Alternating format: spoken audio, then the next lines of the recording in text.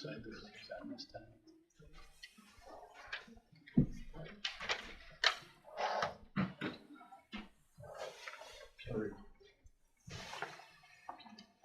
There it is. 2024. February 22. Well, not to you, that's what I was talking about. No, the seat is, it's like, oh, hi, clearance. That's pretty much the way they all are. This is one tire. 6 o'clock? Yes. Close enough? Yep. Okay. Ask you to rise, and we'll start off with the Pledge of Allegiance. Pledge allegiance to the flag of the United States of America, to the republic for which it stands, one nation, under God, indivisible, with liberty and justice for all.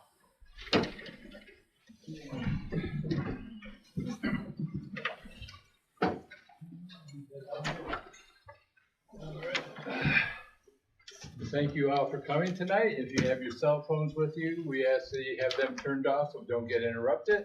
And can we have a roll call, please? Henry Hill. Yes. Roger Black. Here. Marianne Alexandra. Melanie Marr. Yes. Stephen Imhoff. Here. Alan Reese. Here. Brett Baker. Here. Matthew Fabro. Here. And can we have a motion that the meeting was advertised as required? I'll make a motion. Second. And roll call vote on that? Henry Hill. Yes. Roger Black. Yes. Marianne Alexandra. Yes. Melanie Marr. Yes. And can we have a motion that to approve last month's minutes and waive the reading of the minutes? I'll make a motion. And Second. and roll call vote on that? Henry Hill. Yes. Roger Black. Yes. Marianne Alexandra. Yes. Melanie Marr. Yes. And basically, we went to the table motion that it should be old business. Come up front and center. So this is old business for 2341 5 Firehouse Lane. Susan Romali, am I saying that right? Yes.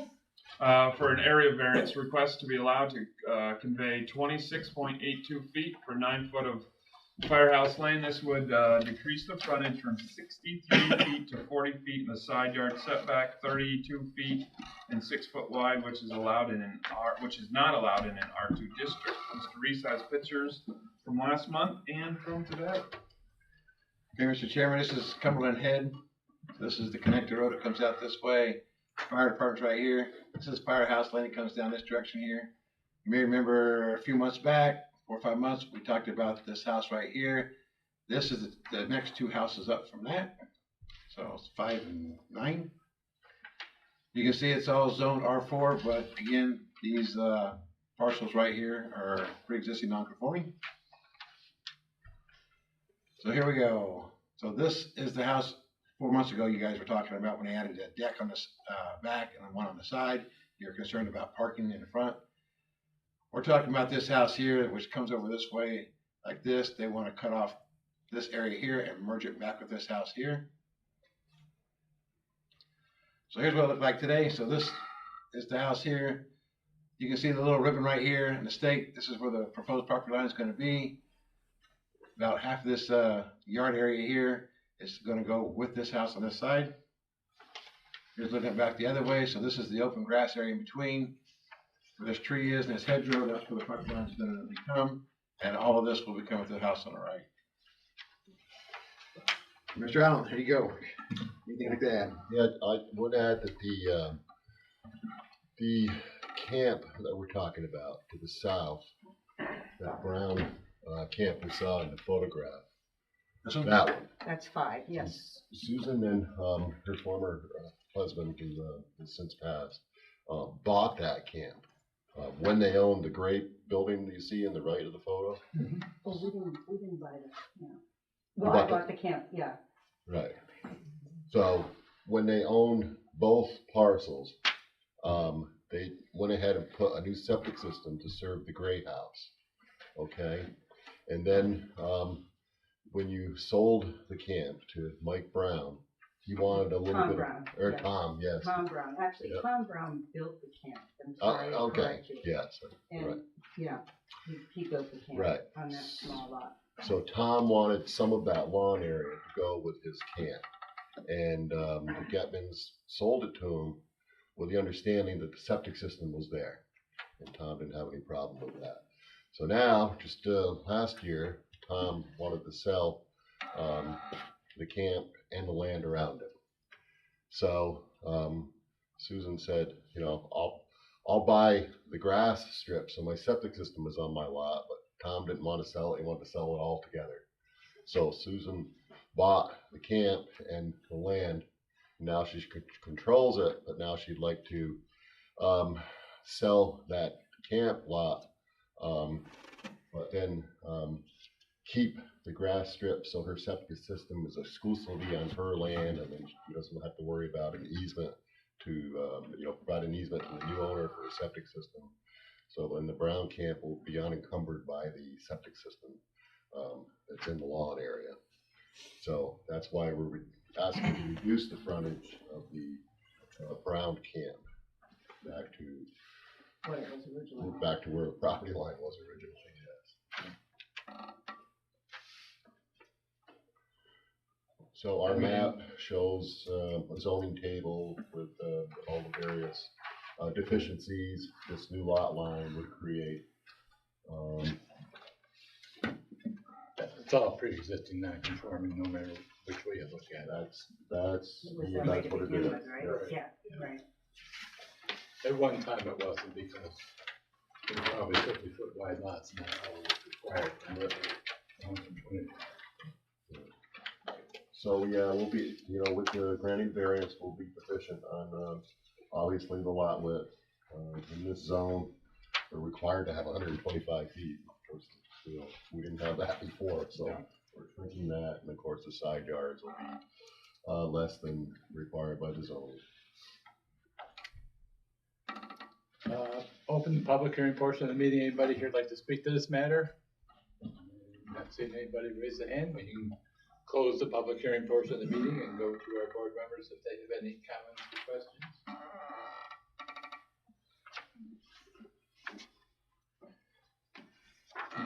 One question I have is where do the people, or will the new owners of 5 Firehouse park, or where do they park?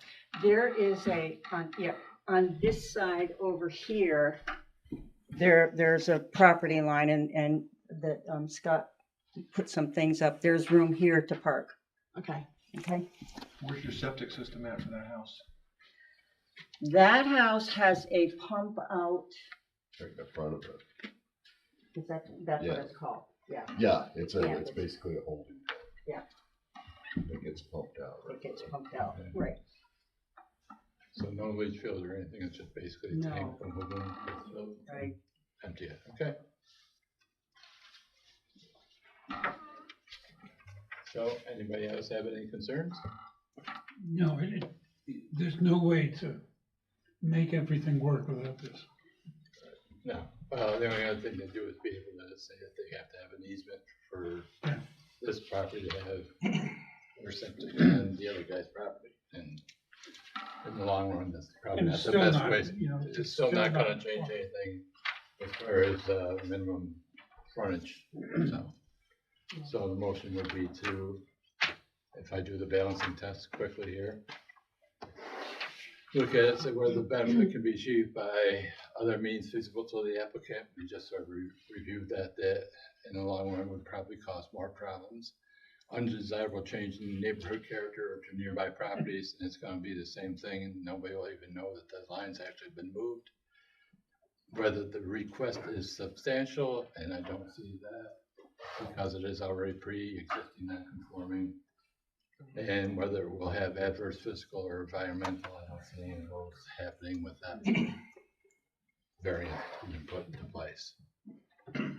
So it would be approved with the variance. I'll make a motion to accept. Okay. I'll second.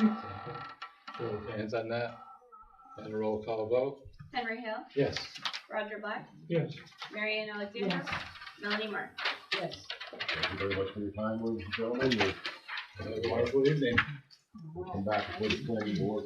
Thank you. Update and approval from the plan. Yes, sir.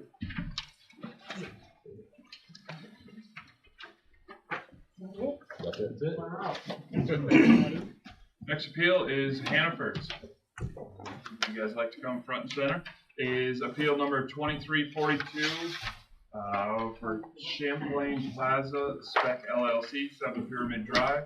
They're requesting to be allowed to place mechanical EV charging stations in the front yard, which is not allowed in a T5 town center district. Alan has some of the details that were provided for us. Mr. Chairman, if nobody knows where Hannaford is, this is it right here. This is the mall over here on the right. This is the plaza, the medical plaza here on the left.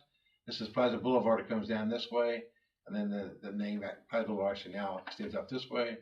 And Pyramid Drive, that's right, comes in the front. So they got quite a bit of frontage actually. So you can see all this red is T5. So here's a closer view of it. So you've got, you know, entrance doors here and here, parking out in the front, on the side. They're actually proposing on this side of the building to place their charging stations. So you can see here, this drive lane actually has a little island here, and you have parking spots here. They're actually proposing past that red car and the black truck on that side in that general area. Can't really see the building, but the building is real light right here. So I just showed you this area right here coming down. And I think there might be a little, yep, so you can see the red lines coming up this way right here. Gentlemen, it's all yours. Whichever slide you like. Sure. So this is the easement map here, and this is actually our second choice for a location on the site. We wanted to be on the side where you can see it really faint. I do have if anybody wants a smaller copy to look at, I have some for you. So with all those easements over there, we weren't able to place and get NYSEG to run their power over there, encroaching on those other easements. Which are those easements? There is the blue, actually, this helps if anybody else wants one, I might be able to use that to see better. Yep. Yeah, And try it. this site's actually a little unique because the way it's zoned, it actually is zoned with 2 front yards. So, my question is, do you actually have 3 front yards? We were told to. we were told to by the planning department. Okay. Because I mean, just the way it looks like there is a little corner. Yeah, so the top section up here is a front yard, and then they said this side over here is a front yard, and then side yard, backyard is what we were told. Henry, you would be correct where it touches on the other side. Yeah, that cul-de-sac where the residential neighborhood is, Mm. the edge of that cul-de-sac could be a front. But Oh, that's Didn't not read a it. front. Okay. Mm. Okay. Can you gentlemen just state your names and who you represent? Sorry. Yeah, sorry. Grab that first, just for the record. Eric Valentine, I work for Faith Technologies, who's a general contractor on this, representing the Champlain Plaza Group, and Charter. Ginger here is a rep for the owner as well. And then I'm Austin McDonald. I'm the civil engineer with Big Technologies. Okay, thank you. Ginger code when we charge point. So our first choice was that side. Yeah. Pretty prohibitive over there.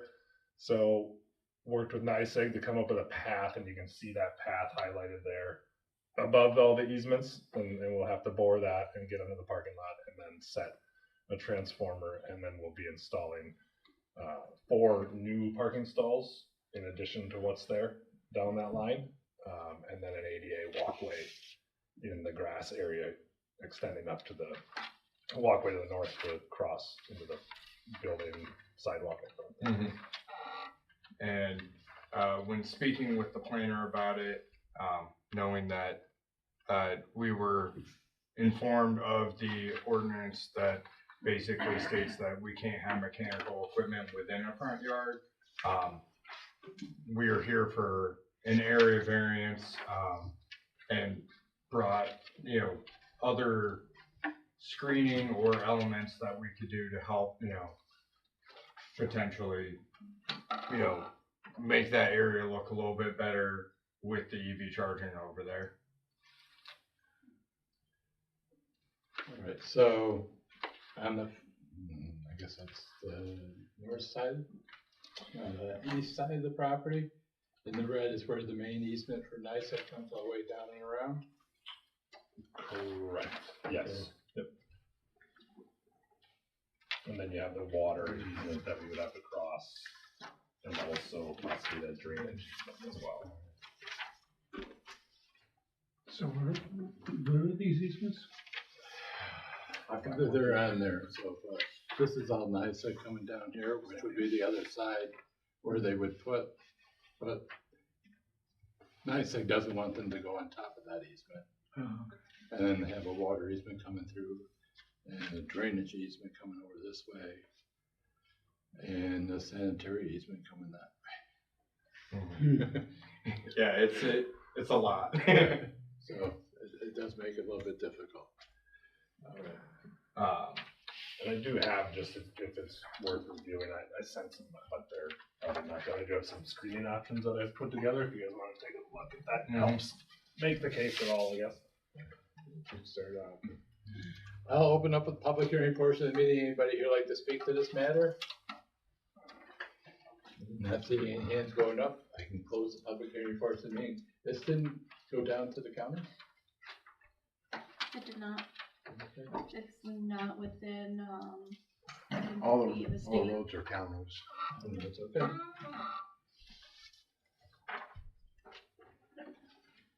Any board members have any other questions?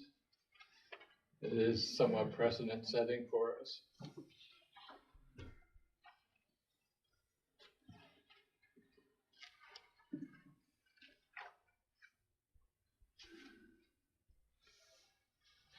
So originally, before you ran into these easement problems, you wanted to put it where?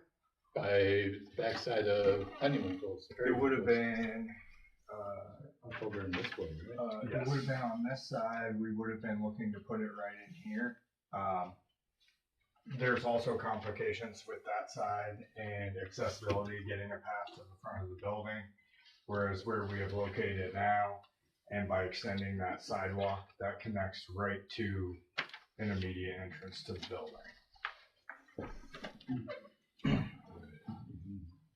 Through those also. And if anyone would like, I also have fencing samples with me, so.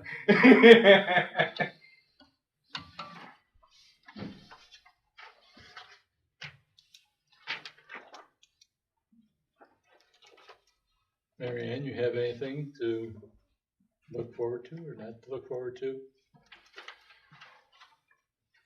I mean, they'll do just about anything as far as trying to screen it from Right, the actual right. roadside, so that's Yeah. not a real issue here. I guess the issue that's come up for the most is the problems with all the different easements and Accessibility. accessibility door. to it. Can you go up to the screen and show us on the screen so we can all see what you just showed them? Yeah. So originally we were looking to place in this area right here. But in order to get, per NYSERDA and New York code, we have to have at least one accessible stall. So to get that accessible stall to the building, we were going to have to, put them into the drive lane and run it up to the front of the building, which slopes were out of compliance, so that would have to be regraded. But additionally, you're putting them in a safety hazard. So now we've moved to where we left all these parking stalls, and we are continuing from there to put in the charging over here. But then we added this sidewalk that'll connect them back to the front of the building. So that first stall would be the accessible stall that has the sidewalk that gets them there. So I just want to make sure everybody's aware, right? Mm-hmm. So where you're making the accessible entrance here, Mm-hmm. which is fine, until 8 o'clock at night when they lock that door because of security reasons, and now they gotta walk all the way to the other side down the building. So you represent the ownership?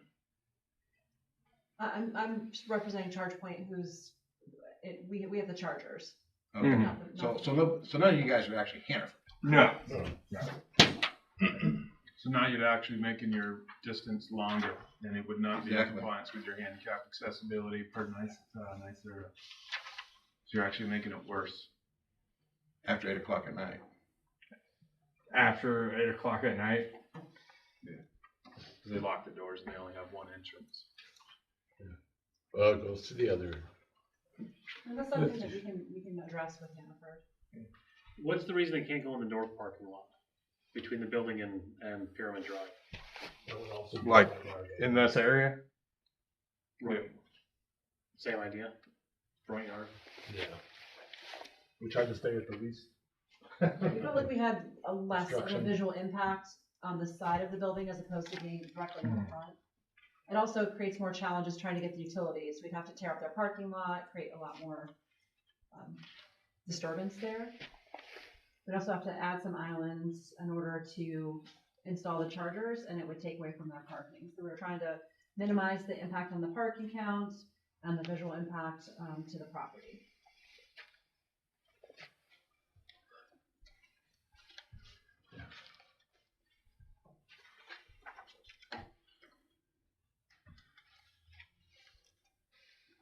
Seen anything you like, Mary Ann?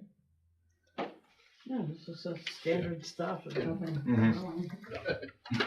And we tried to comply with what you already approved for what you had approved for screening.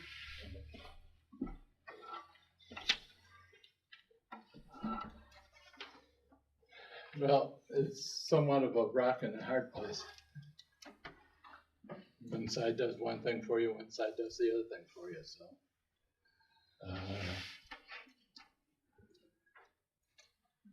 When we go through the balancing test, where the benefit can be achieved by other means feasible to the applicant, and if anybody disagrees with me, they can speak up. Because of the actual easements and other location problems, it looks like there's not too many other feasible locations on the site that would work. Undesirable change in neighborhood character or to nearby properties.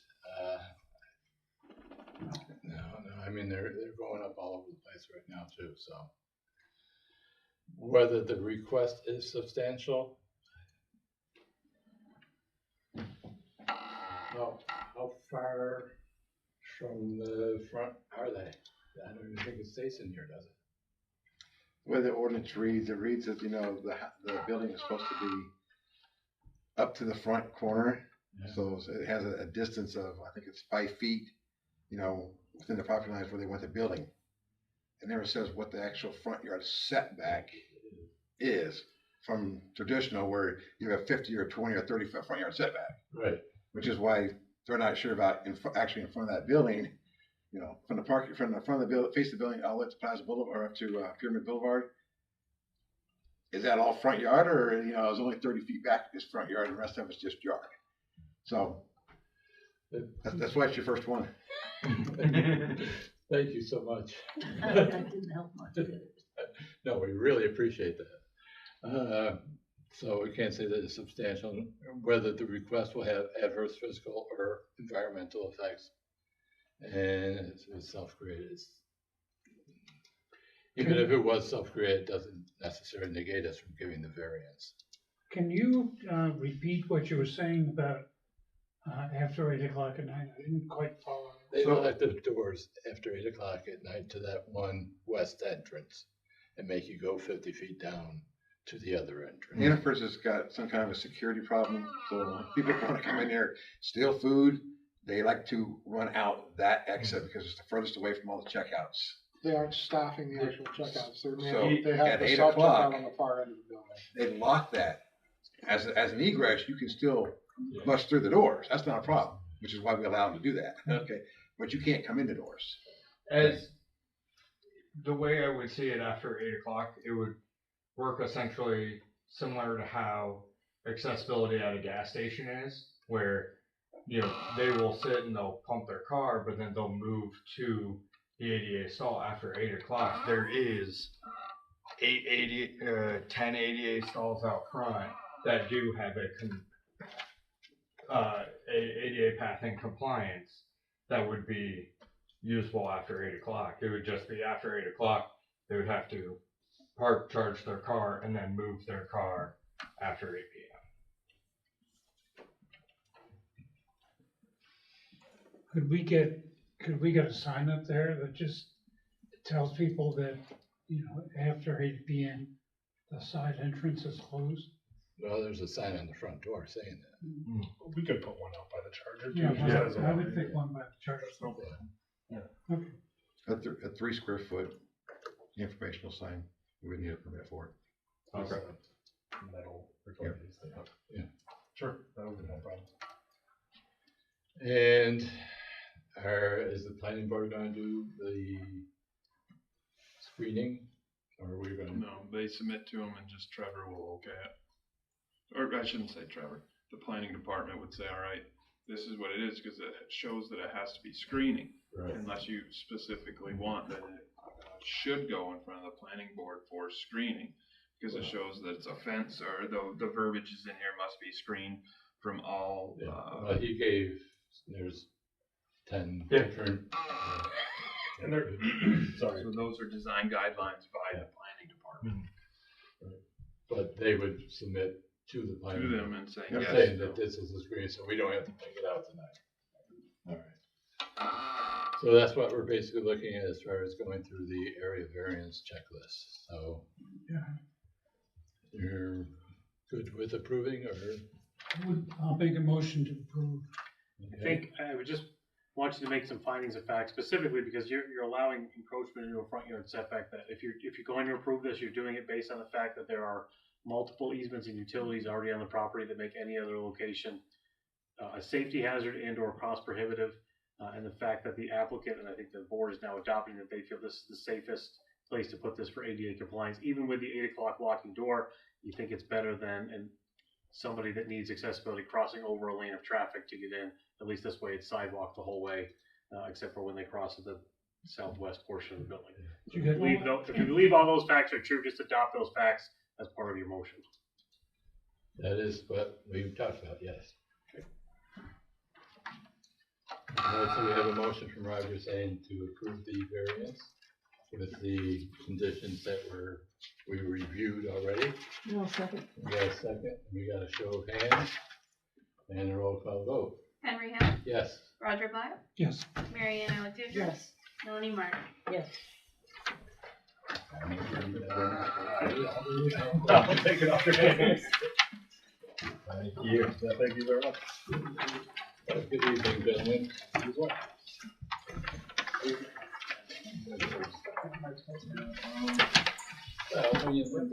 gonna motion? We're leaving? Big motion to adjourn? I'll second that. Perfect. Thank you.